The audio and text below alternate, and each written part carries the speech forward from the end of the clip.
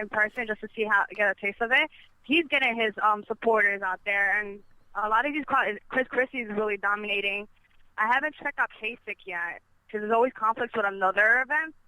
But a lot of these guys who hold town hall or meet and greets, they really rile up the crowd. They pack up an event. If the venue is big, like, let's say Joe's Bar in Brooklyn, it can be over capacity. So everybody has their support, the group of candidates they want, and they're so angry of what Obama has been doing the past 7 years, and they want to change, and they're so scared of the future, especially Donald Trump supporters. Yeah, that's what I wanted to follow up with you on. If you see more of a desperation as you go from the quote-unquote outsider like a Trump or a Cruz versus a quote-unquote establishment candidate like a Jeb Bush, is there more of a desperation that change what's happened now when you go to a Trump or a Cruz event as opposed to a Jeb exclamation point event? Jeb exclamation point. The difference between a Jeb event is Jeb and Marco Rubio says that frustration is not enough just to win the election. That's their talking points in their town rallies. Cruz and Trump, their town rallies are saying the frustration and the American people must come together and unite behind a candidate. Back then it was like either or, but now it's like unite with me, not with this person, and let the best man win. You know what? That's really interesting. I think I got to agree with you on this. And I think that Marco Rubio's debate presence at the last GOP debate showed that he needed to ratchet up that forcefulness and ratchet up that anger if he wanted to be there with the big boys. No, Rubio's game plan was that he knew that Cruz can always come back for the comeback. So if he waits till the last minute and gives 11 talking points of saying you did this, you did that, you did this, it doesn't give Cruz enough time to defend himself. So he waited till the last minute.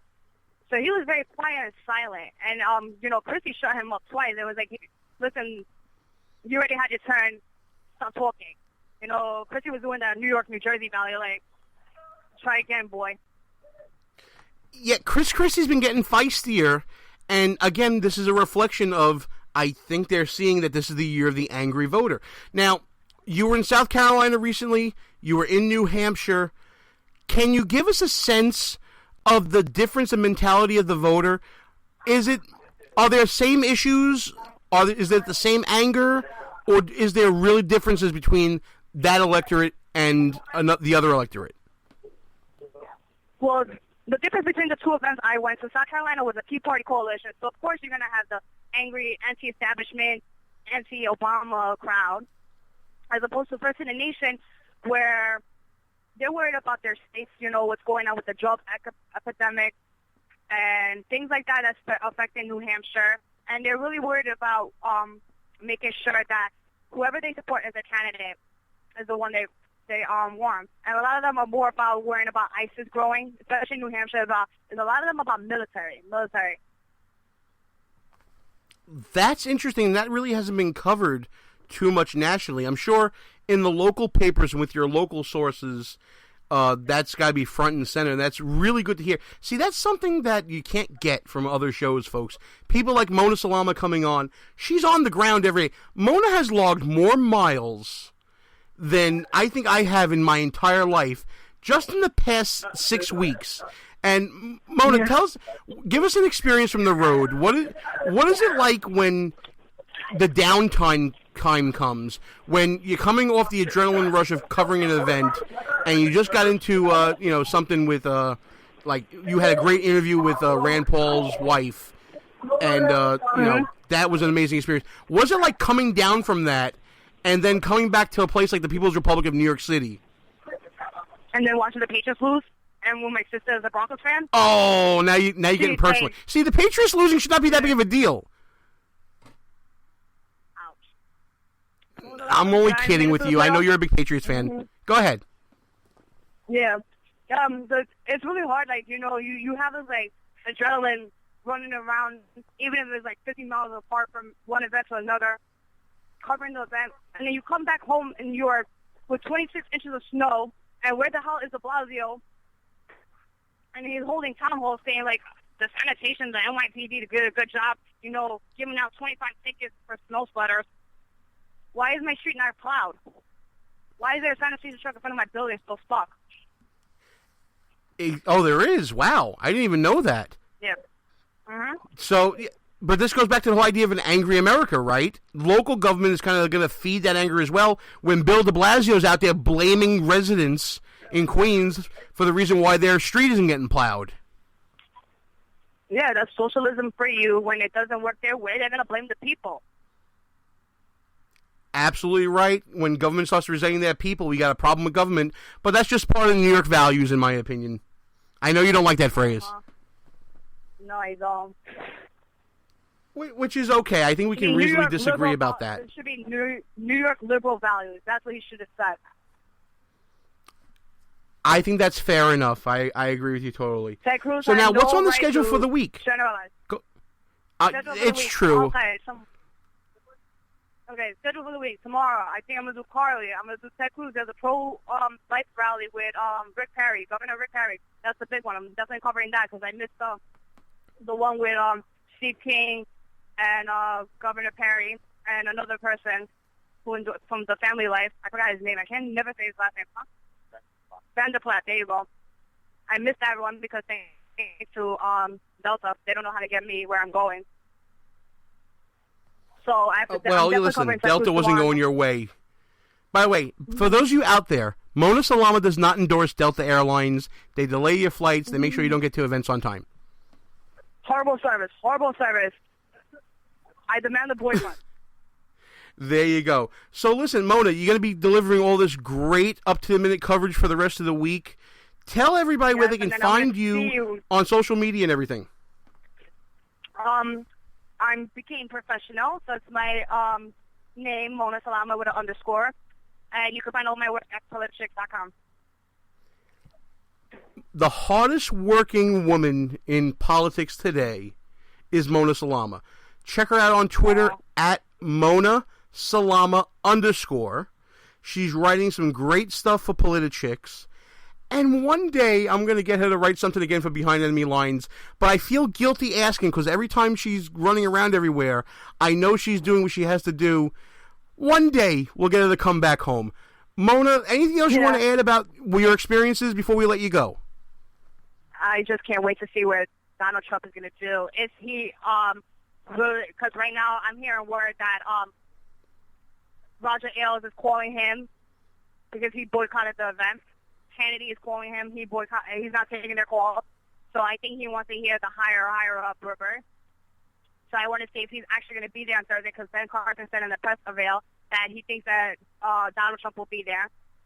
But if he's not going to be there, I want to see where's the event in Iowa for the Wounded Warriors.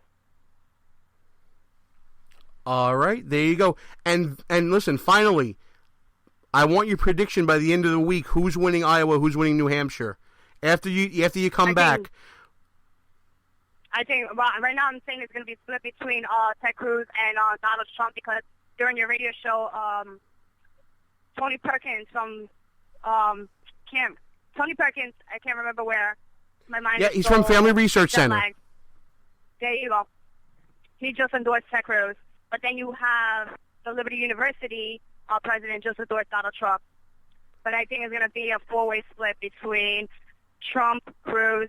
Don't count out Rand Paul. I'm telling everybody, do not count out this curly-haired boy. And I would say Rubio a little bit. He's going to get a percentage, but don't count out those four. And coming to New Hampshire, we'll talk about that next week. That sounds great. I'm glad you're on the ground safe. We're going to have more snow for you on the weekend when you get back. And keep working hard. We're all proud of you here at all the great work that you're doing, Mona. Thanks so much for calling in. Thanks, guys. Anytime, guys. All right, and that was Mona Salama from Politichicks and a Behind Enemy Lines contributor. Just about time now to turn it over to the final thought portion of the show. And, of course, listen, Mona always does a great job for us. I am so happy that she was able to come on and give us that on-the-ground stuff. You know what? Our little show has grown so much. Vito and Vito are going to have big things happening for them very soon. Mona, of course, with Politichicks and all the great things that she's doing. And there's going to be some surprises from behind enemy lines coming in the weeks to come.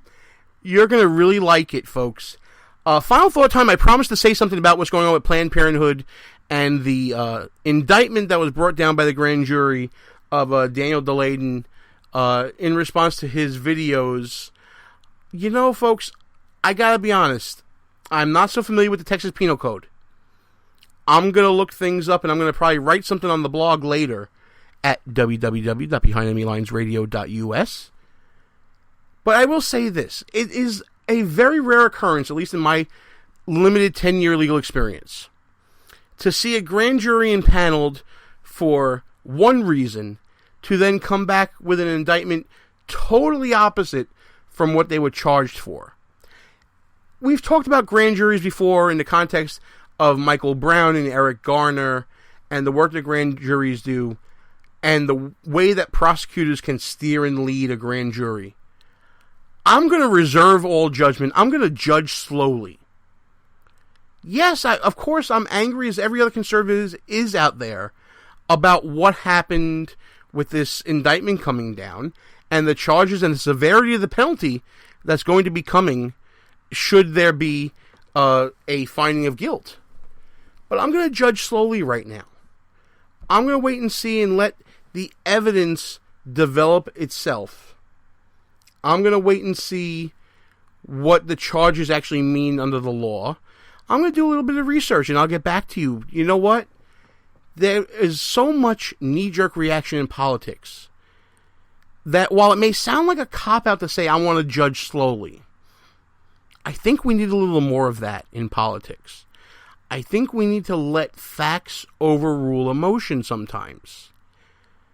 And this is interesting because we've been talking about an angry America and coming out to the polls angry and making decisions. I'm sure that there are more than a few of you out there that are going to be questioning the decisions of an angry America and whether or not this is just a knee-jerk to 8 years of Obama, whether or not this is a knee-jerk to policies that we've perceived as being overburdening, overreaching, overextending the American people, counterintuitive, unreasonable acts by government. But you know what? While I may agree with what people in the chat room are saying that it's probably a political hack job, I'm willing to listen. And I think we all need to be willing to listen, especially as the Iowa caucuses, New Hampshire caucuses, the primaries coming down in states like South Carolina and Florida, Super Tuesday looming.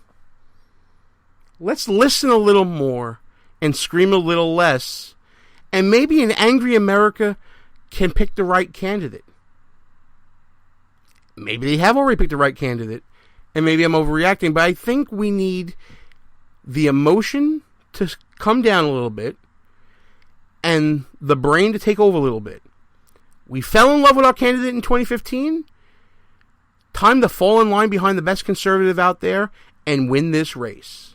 Folks, that'll be it for me. I want to thank you, everybody, for listening. We'll be back next week with some exciting guests, some exciting content, and some exciting news from Behind Enemy Lines. But until then, it's time to shut it down. Good night, folks. Thanks for listening. And we are out of here. Our position has been compromised. It's time to roll out. Report for debriefing at www.behindenemylinesradio.us and look for regular communications via Facebook and Twitter at BEL_radio. You are the resistance. Behind Enemy Lines. Part of the Conservative Commandos Radio Network. A rock radio production. Copyright 2015. Back in 7 days. Out.